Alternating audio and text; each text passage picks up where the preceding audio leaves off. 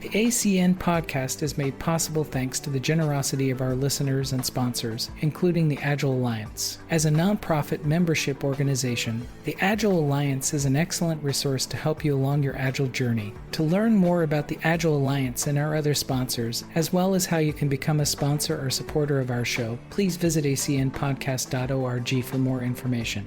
And thank you for your support.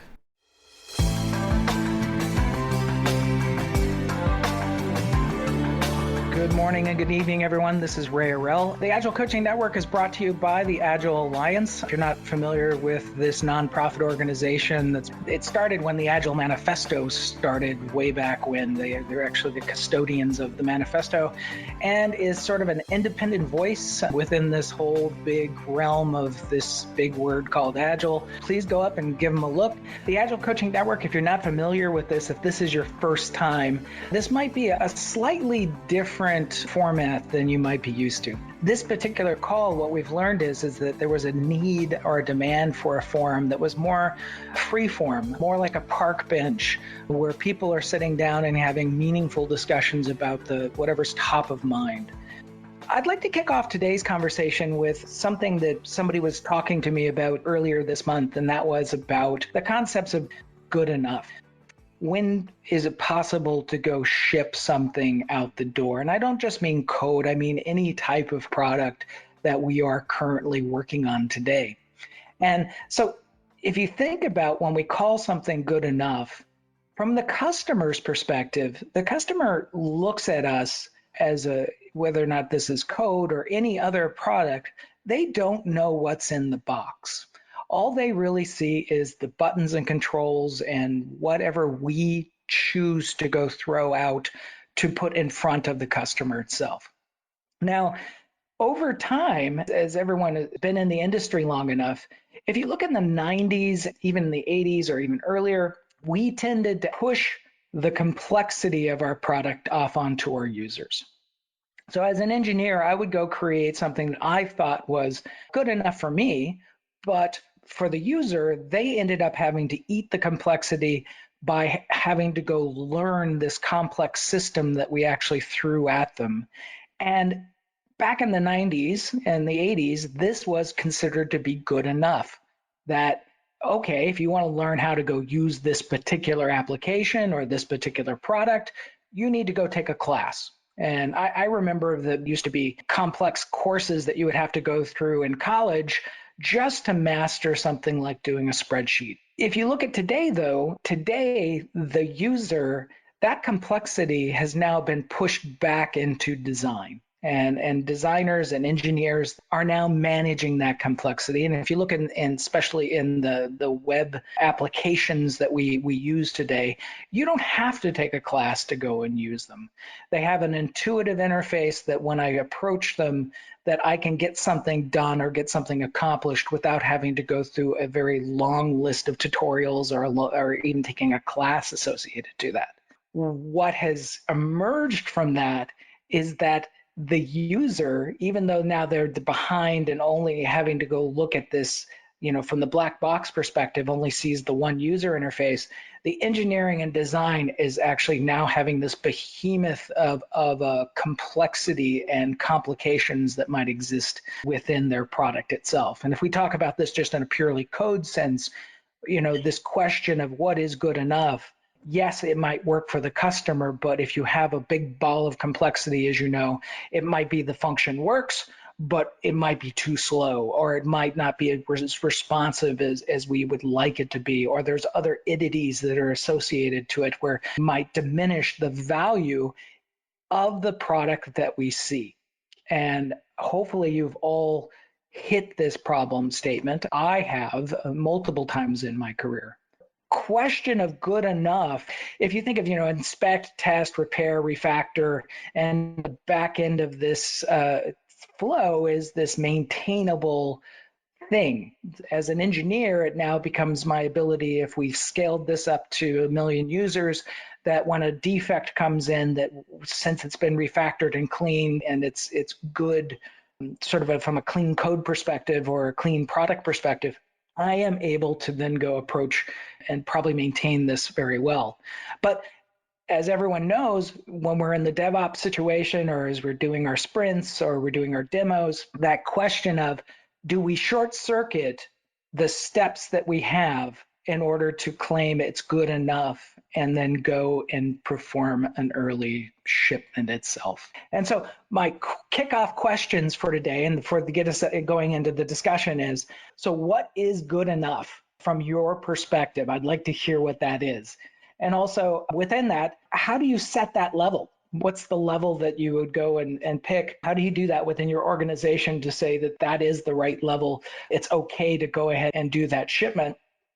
And then lastly, how do you defend or push back on expectations that people might throw at you? Meaning that if you have, and I've had these big long discussions within a lot of release meetings of the person who would say, I want to go ahead and move forward with the shipment, and here's how I defend it. And then on the opposite side of that, if you're the person sitting there going, no, that doesn't look right, how do you push back on the expectations that people are saying that that's good enough? And so with that, Hendrik, do you want to kick this one off? Yeah, I can try. So what is good enough towards the customer? For me, there's two perspectives, of course, in this. And one thing is the customer and the other one is your own company. And of course, for the customer, you try to deliver as good quality as possible. And usually what pushes against that is time and scope. So it's always a question, do we have enough time left to find out how well the system performs? Or have we maybe even found in our tests any problems where we are not proud if we are shipping this now to the customer? And in my experience, at least in our company, we have at some point in time, because too many things, when the pressure comes between delivering on time, delivering quality, then is there any penalties involved if we deliver too late? We sometimes have contracts like that.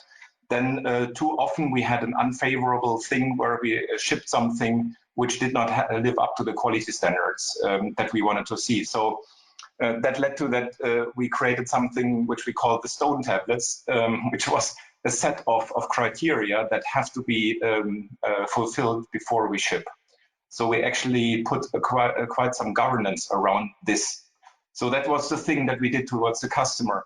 There's another dimension to this, and that's the internal thing. Even if it's good enough for the customer, it might not be really good enough for us because we have a lot of technical debt in the product. So that is, of course, a whole different question.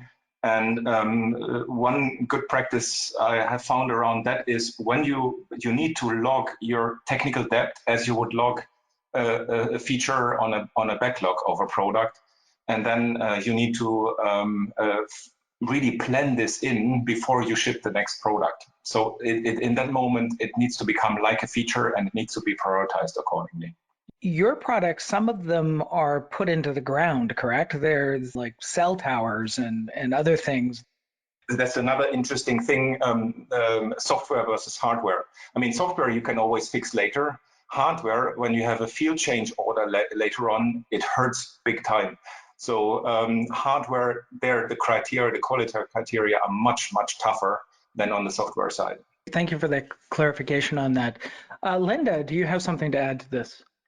Like Henrik's approach there, I would say that fundamentally, planning out work in small pieces and getting acceptance as you go, I think really helps make sure that the customer's getting what they want.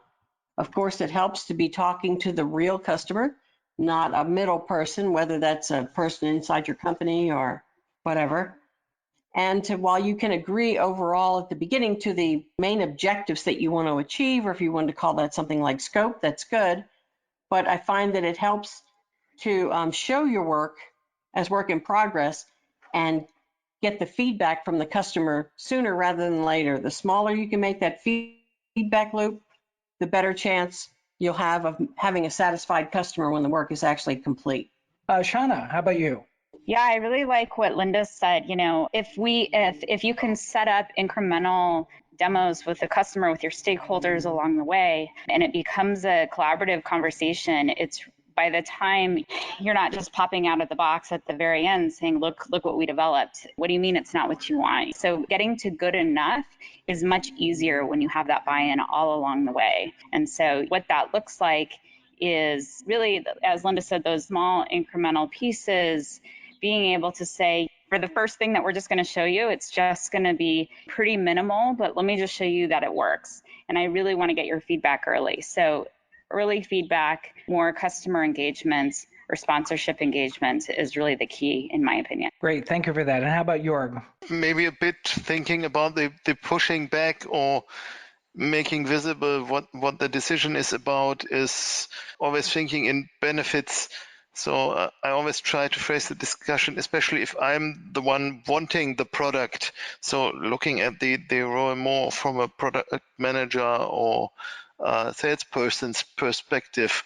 If people can tell me what pain I will suffer if I rush them on something, I'm very open for trade-offs.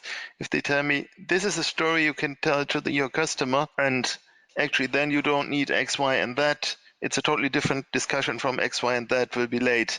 So always try to give something and explain what is already there, because very often this is eye-opening to the other side, be it a real customer you can talk to, or as I said, salespersons or product managers, because then they suddenly see opportunity, and very often they're quite good at thinking in opportunities. But if they block because they hear what is not possible, and if they hear technical debt in technical terms, they might be very much uninterested to know what the problem is. But if they know that future features cannot be rolled out as fast, instead of saying, yeah, you can get that, and the next update will look like this, and actually you can deploy it within 1 week, discussion changes.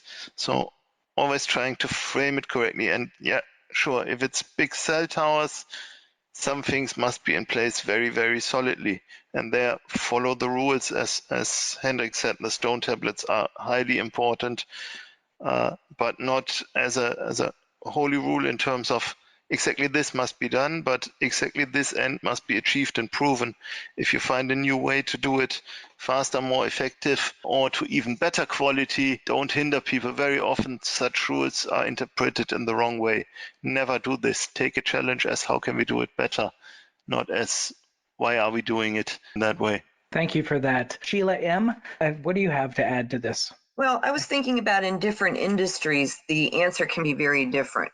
I've worked in the secondary mortgage market where I was working on payments to investors. There, good enough was it's perfect. Anything less would be raising the possibility, it would put the company's credibility in doubt.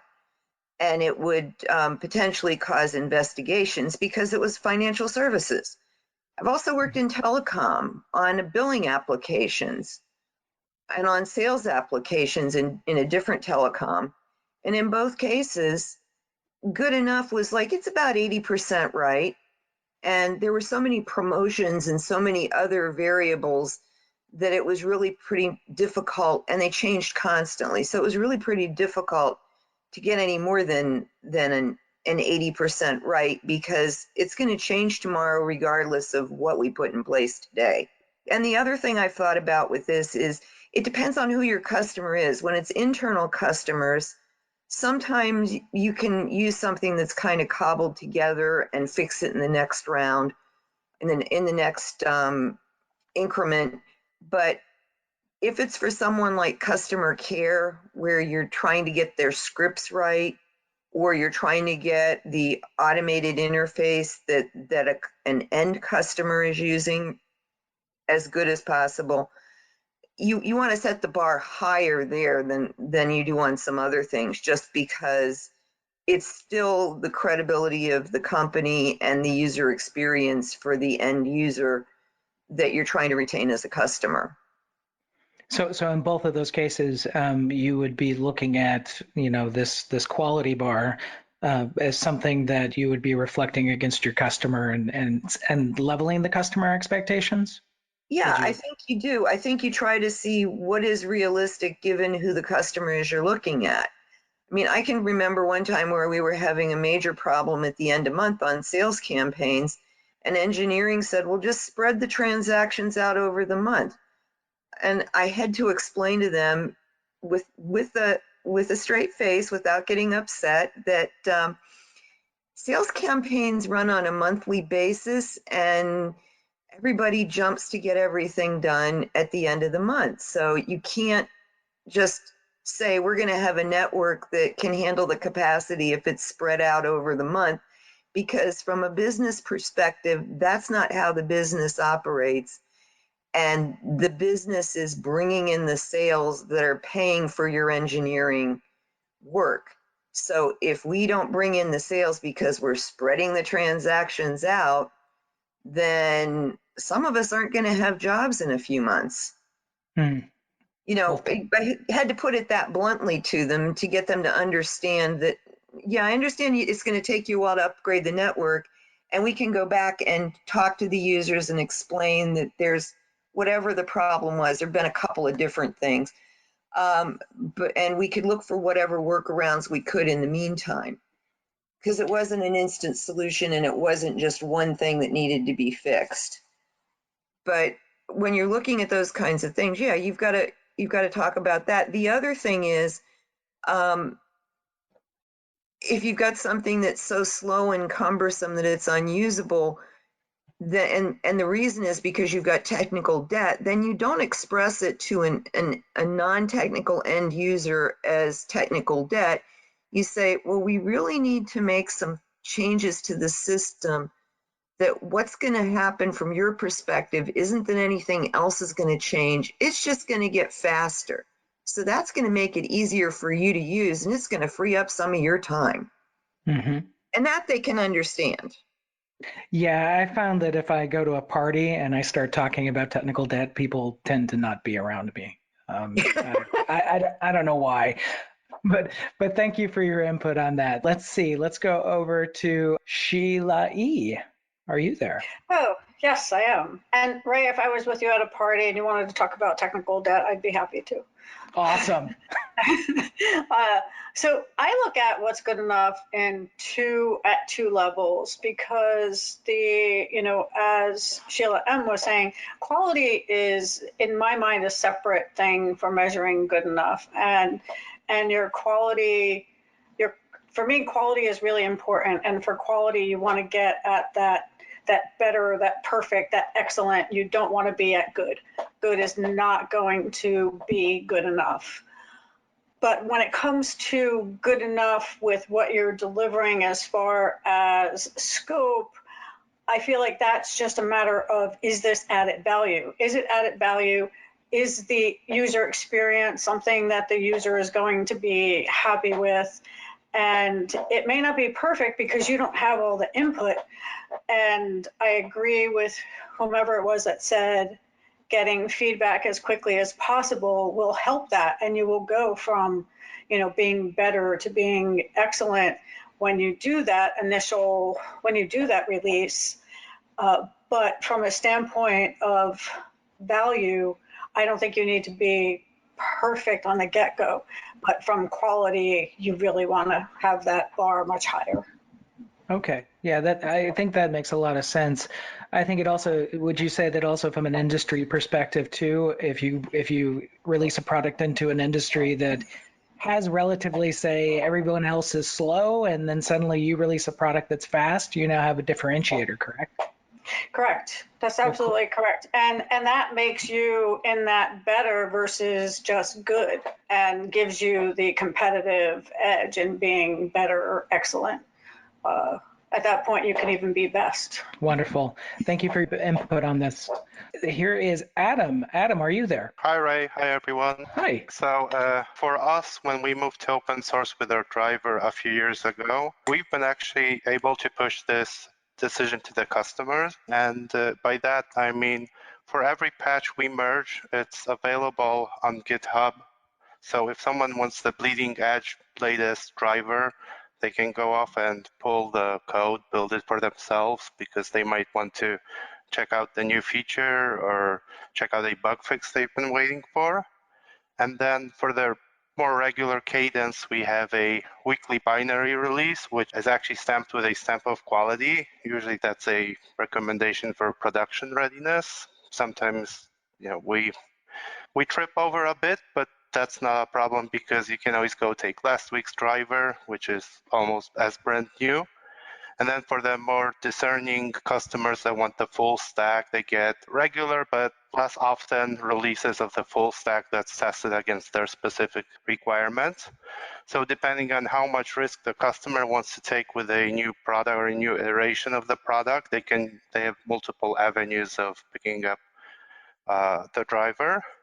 And this actually had proved out, at least once we had a situation where we got a bug report on a driver version that we were still running through automated testing because someone took the driver and ran it on his use case within, I think, an hour of it being available to build. So that was an interesting experience. Help me understand one thing about these partial builds or the builds that you put out for people to make their choice. But don't you at least on those perform some form of regression testing, some form of quality check to those, or do you just rawly put them out after I changed my line of code? I don't know if it might have broke something else and I just throw it out. So to be able to merge we check that the driver will build after the change or the change won't go in, and we actually do that on multiple tool chains to make sure that everyone will be able to build it.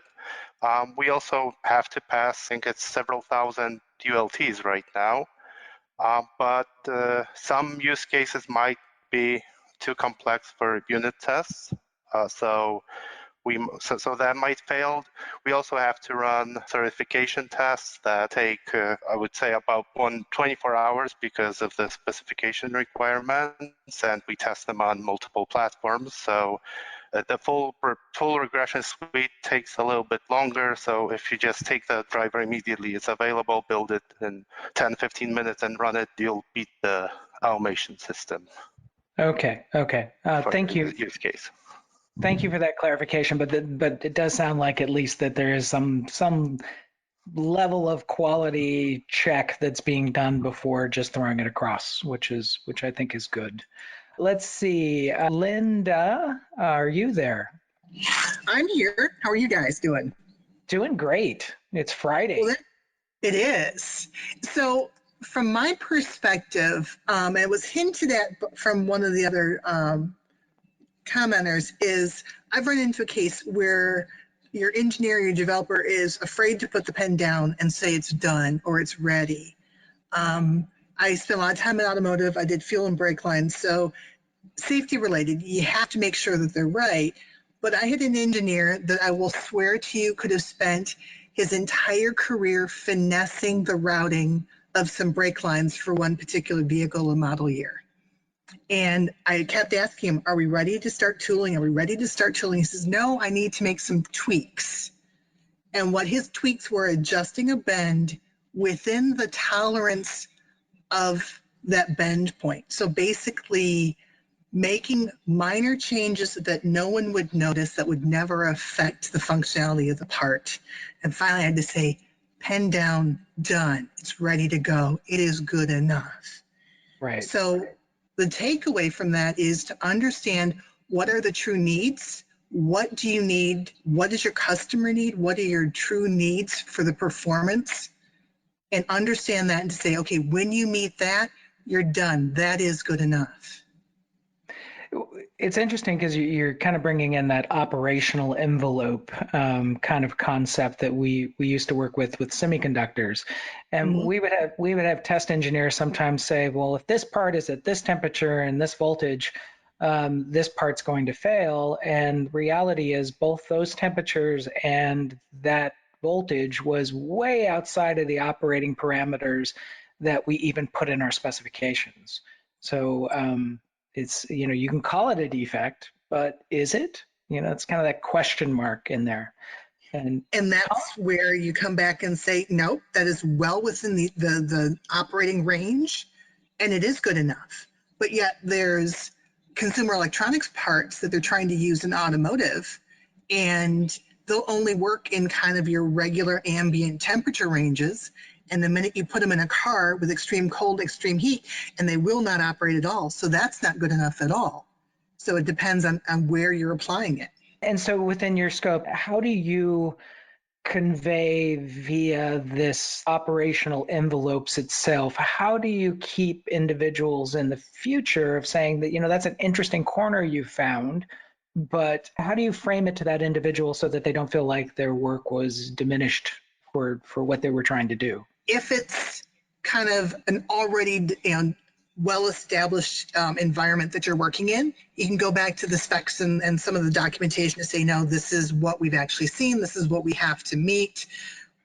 We're comfortable that we're going to perform within the envelope we have to. Now, if it's something brand new and there's a lot of we don't knows, then you're just going to have to say, hey, for what our experience has been, let's go with this, understanding that what you just brought up may become a real issue, but we don't know enough yet. We don't have that question answered. Okay, that's very good. Thank you for that. Keevan, are you there? Hi, Ray. Yes. The comments made by several people before, speak of collaboration, and that collaboration effort of getting something in front of the decision maker is really important. But the two things others have touched upon it is that the definition of done, whether that's back to acceptance criteria, working in software industry or even automotive, you have definition that you need to say done, because what happens in software is you have endless refactoring. You have people who want to gold plate and say, well, I'm not quite done with this. I'm not quite done. But if it's meeting the objectives, the criteria, it's time to, as people have said, put the pen down, put pencil down, move it on into testing and then that collaboration mold. That's what I've seen of good enough is the two things up front is that the definition of done with your development team, and then the acceptance criteria that your product owner or eventual customer needs to say, this is what I'm looking for. These are the main components of how you define a product.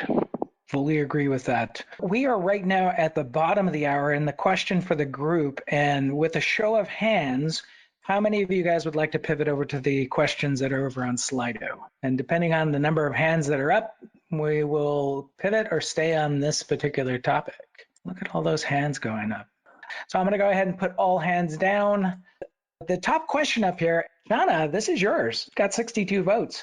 Shauna, do you want to take this one? Do you want to give us some contrast and some background to it? Sure. As an Agile coach, oftentimes, whether it's people on the executive team, whether it's other folks within the organization, when you're going in and you're trying to make continuous improvements or help build high-performing teams, a lot of times I get the question, how do you know that you're successful? How do you know that you're reaching what you feel good looks like? And I oftentimes feel that it's a really hard question to answer. I know how I measure success, but I kind of just wanted to reach out to the group and see what all those Agile coaches out there, what do you guys do to really help the organization understand how you're making a difference? Cool, thank you. Linda, do you want to take a stab at this? Sure, I'd love to. That's a great question, Shauna. And it's not always a black and white type of answer. So certainly when I start an engagement, I always try to understand what the customer's looking for and try to figure out how well can I do helping them achieve their goals that they want, whether it's to help a team improve their capacity or quality or learn some new practices, whatever. And so I try to measure to some degree some of my success along the way the customer would measure it. But I find that very often, generally what you get as a coach is you just get feedback every now and then. Hey, thanks, you were a great help here or there, or could you help out in this other case, whatever. So what I've done is kind of on a weekly basis, do just a little mini self-assessment and ask myself things like, how was I helpful this week? Is there anything that I did that made a measurable difference? And if so, kind of what was that? And then figure out if there are things from that point, decide what sorts of things should I do next week and what goals would I have for those actions, right? So if, let's say I want to make a recommendation about a particular team and things that they could do to improve, I never set an expectation that all my recommendations are going to be accepted. I usually send out several suggestions at one time with the hope that the client will find one of those favorable and that they're willing to try it and then sort of take it from there. Rarely a black and white answer. Hendrik, do you have any input on this one? Yeah, I had also a bit like Shauna, the experience that sometimes executives are asking for this. So how can you prove that you are doing a good job and so on? There is a confrontative way to encounter this, and that is you can ask back, okay, how do you know that you are doing a good job? Because there is a big difference between outcome and output. And very often the problem is that a team delivers also output, and output is measurable. You can see how many lines of code somebody has written or how many features have been shipped. But for leadership positions like managers or coaches, they are not writing any line of code and they are not delivering anything really. So these are roles where it's very much about outcome. So when the question comes, okay, how do you measure this? You're pretty much more looking into outcome, like customer satisfaction and so on. So that is maybe more the direction to look into. So essentially, my take on this is Agile coaches are actually in a sort of leadership position in a company. And the assessment whether they are doing a good job or not should be similar to how you measure the performance of a leader. I fully agree with that. I think, though, the challenge that we have with most leadership models, and I've done this with executives, my prior place of employment, as well as doing the work that I do today, I ask the question, how do you measure yourself? Because they always ask the question of how do you measure an Agile coach? And I reflect that on them because those similar metrics are the metrics that the Agile coach should be putting against themselves. Yeah. And that could be anything from, we have a problem with employee retention. Well, why do we have that retention problem? Because maybe exactly. Go ahead. Those are the kind of metrics you're looking then at.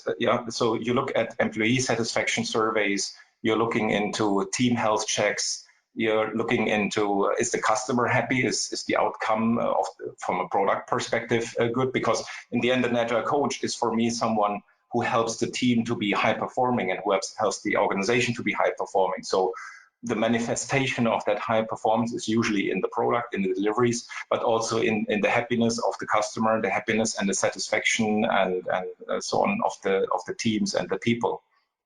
So those are the kind of metrics I would be using, or actually I'm using actively. Well, cool. Thank you for that. Sheila E.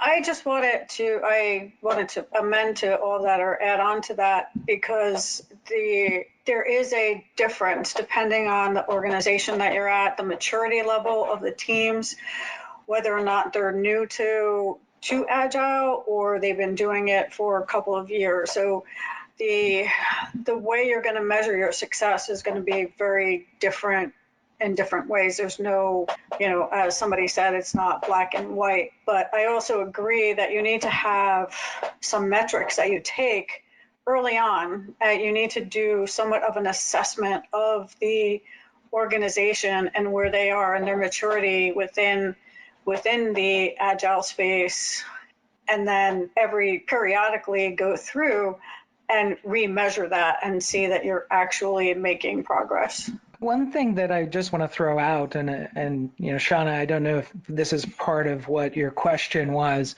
I believe that any form of measurement that we establish for one another is just a placeholder to say, are we making progress? Versus when I see someone say measure Agile coaches, I kind of feel that stacked ranking, what am I going to put on this person's performance review type of thing. We're not in that space, right? Yeah, I think my question was more around, a lot of organizations, especially that may be new to the Agile coaching model, are really trying to understand the value. And so as we're trying to maximize value, I think that understanding, a lot of what Hendrik put out there as far as customer satisfaction as well as effectiveness within the teams, I think that how do you measure that and say, look, these are the things I'm observing, here's where I'm going to go in and make an impact, and then being able to see results on the other side to really maximize the value of the Agile coaching team, I think is really important. And so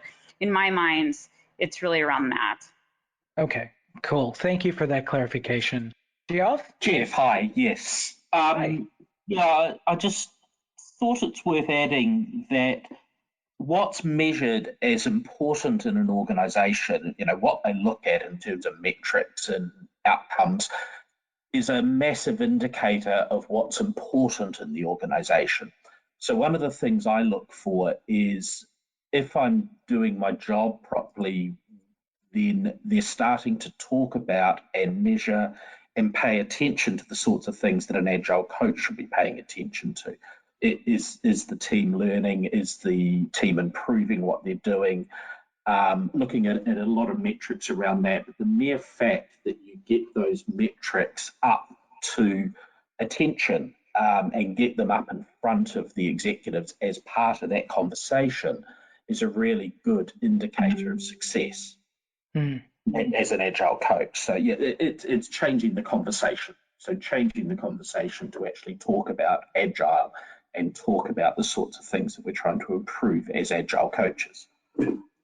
So in other words, don't have like these two different metric packages of one metric package focused at the executive level that doesn't have any coherency to what's actually being going on below in the organization? Yeah, exactly. I mean, I'm very much of the view that Agile's culture, it's about, beliefs and values and attitudes as much as it is about behaviors. So you need those things to be aligned, and the more they're aligned all the way through the organization, the more agile the organization's being, and in my head, the more successful I'm being as an agile coach. Wonderful. Thank you for that. Bruce, are you there? I was just thinking about, Shauna mentioned something about models, and Jeff just recently mentioned about learning. I come at this with the question, first of all, of what kind of performance are we wanting to measure as part of our success? And I come at coaching from an education background. So in education, the actual performance of the organization is the responsibility of the kind of the domain of organizational development, and it's much bigger than a single coach can actually obtain or attain. What a coach can do, though, I think, is to develop capabilities, let's say at a team level or enterprise level, executive level, maybe whatever level that they're coaching at. But the capabilities are usually individual capabilities. So what the type of performance I'm thinking of when I coach is, what are the individuals capable of doing that they weren't capable of doing before? That kind of falls short of maybe some expectations that might be, well, is that team actually performing better, or is agile transformation occurring as expected? But I think those questions and those measurements are a little bit beyond the scope of a human being and a coach. It would require maybe a coach developing some center of excellence or something that was actually helping in the transformation. And then the success of the transformation or the success of the center of excellence could be measured. But the measure of the actual coach himself is whether individuals are improving their capability. Okay. In that, because you mentioned education, and I know education has a number of frameworks of measuring. When you have a group of students, the students have zero knowledge associated to the particular topic that they're being coached or being taught in to where they gain proficiencies. And from those models, have you seen any of those that directly come back into coaching in the wider industry? Yes, I've actually seen, if you take an Agile Maturity Index, what I've done is I've applied that to a team prior to coaching and made an assessment of their capability at the beginning point. And for example, they may be at a level 1 capability already in Agile terms. They may have collaboration happening, and they're planning, and they're able to commit, and they're actually fulfilling their commitments. Basic level of what you'd expect from a Scrum team. But they're not really anything transferring upline from that to like the product owner and his ability to have a full backlog ready for every planning session and things like that. So you want to improve. So I've been able to say, for example, yeah, I made this team grow one level of in their agile maturity, although that's different than what I'm saying. I think one job I had was to just help some Scrum Masters to improve their capability to get the teams to collaborate. And so it wasn't really about, my measure of success wasn't that the teams were actually collaborating better, but that the individual Scrum Masters demonstrated the ability to, move them along and Right. do their, as coaches themselves. Well, thank you for that. One of the things that I found also is that, the trickiness of the measurement is always because we're measuring that we're helping another individual move forward in something.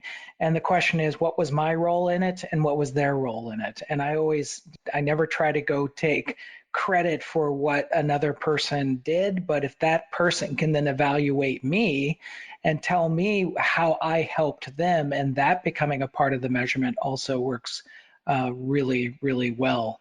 Let's see, Maximilian. Yes, hello. Greetings from Austin, Texas. Yes, this question in particular was one that I struggled for years. I mean, I would say a decade. But I always tried various approaches because I had to find a way to measure the impact, right? Because it has to be data driven. And then I found one approach that worked very well.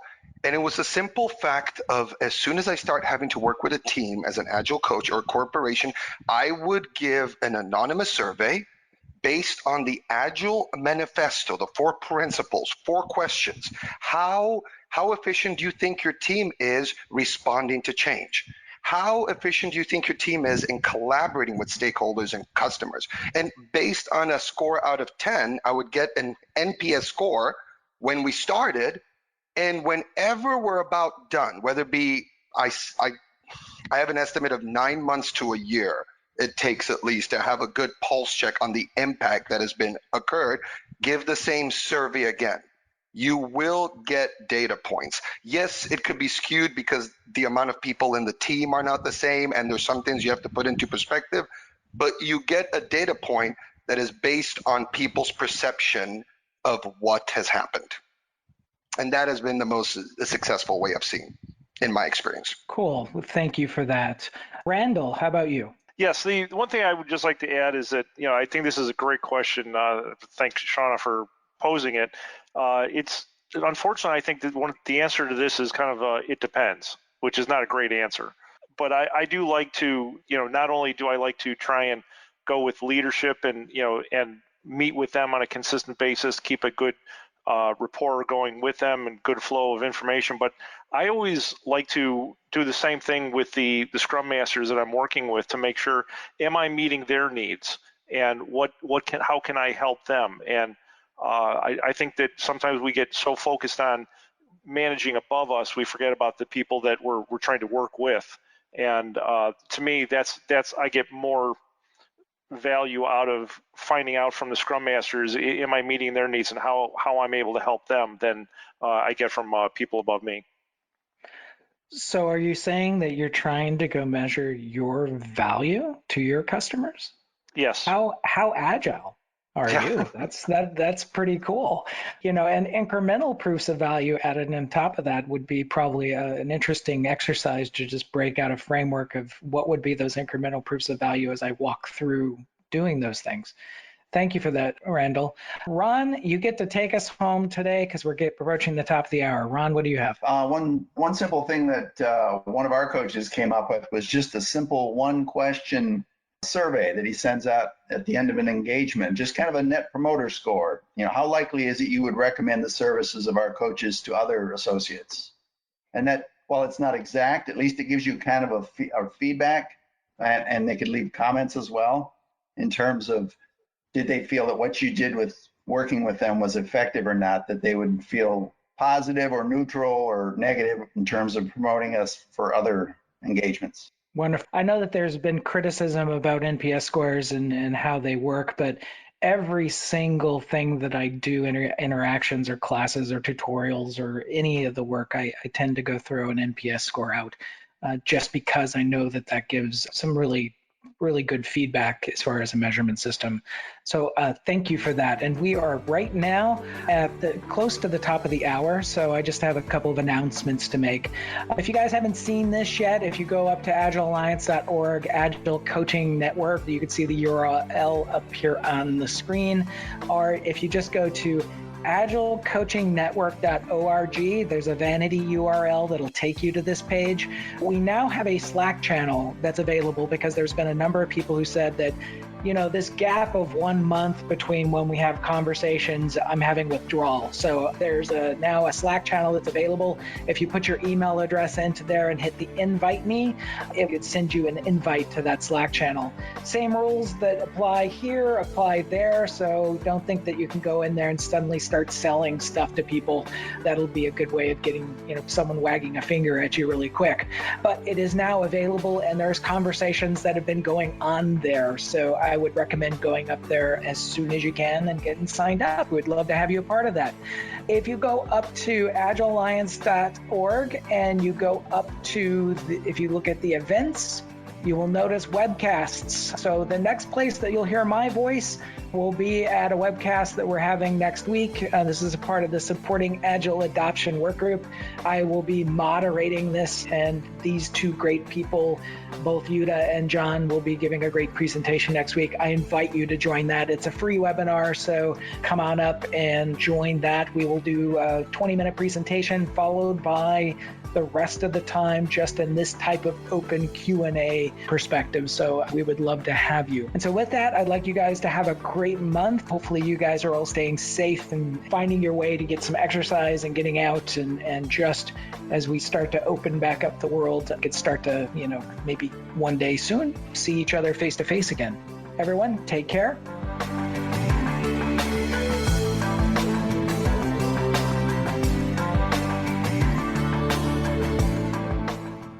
This podcast is provided by Agile Alliance for educational and informative purposes only. To find out more information about the member-supported Agile Alliance, please go to agilealliance.org to find out about more upcoming events, as well as different programs that are available to help you with your Agile journey.